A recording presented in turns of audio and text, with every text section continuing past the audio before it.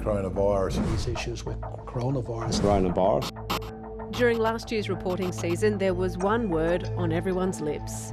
Coronavirus. The coronavirus. Disruption. Uncertainty. Coronavirus. A year on, it's time to get an insight into how damaging the pandemic was or wasn't to Australia's publicly listed companies. There are more than 2,000 of them, and this is one of their busiest times of the year, when they update shareholders on how business has been for the first 6 months of the financial year. Last August, we had a glimpse into how big the hits were through full year results, which covered the initial outbreak of the virus. But the pandemic and its effects, both good and bad, are far from over.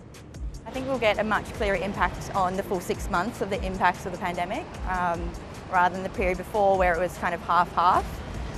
But, you know, some companies have benefited strongly, so there's been winners and losers. Expect to see some poor numbers from the industries we know have been hardest hit.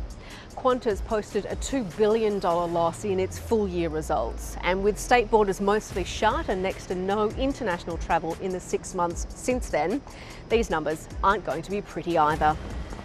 Others in the tourism sector will have bleak numbers too, like Sydney Airport, Flight Centre and Gold Coast theme park owner Ardent Leisure.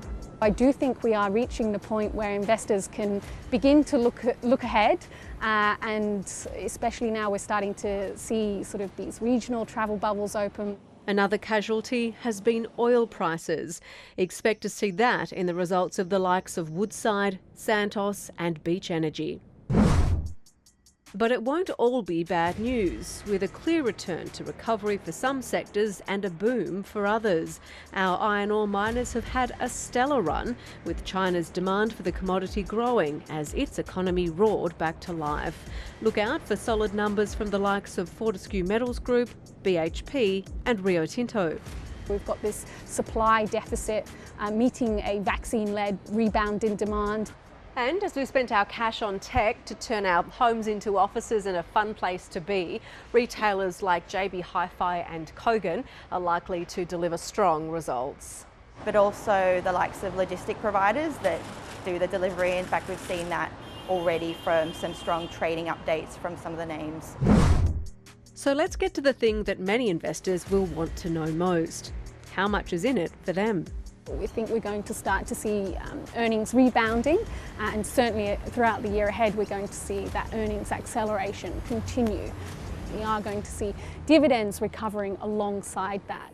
And with continued pressure on businesses to reduce their carbon emissions, expect companies that are catering to the green economy and the infrastructure that goes with it to perform well this reporting season. We think companies that are really benefiting people and planet will start to benefit from this movement even more so. Like last reporting season, don't expect to get too much of an insight about what Australian businesses are thinking for the next 6 months and beyond. They've got about as much idea as we do about what happens next. I think the uncertainty will definitely still be there. We've noticed a trend for companies to start shying away from giving guidance, even before the pandemic. It's going to be a long and slow process. We're by no means there yet, but I think, as you say, we are at the point where investors can look ahead or look through the valley towards the other side. Which means if vaccine rollouts here and globally are successful, the full year results in 6 months' time could be even brighter.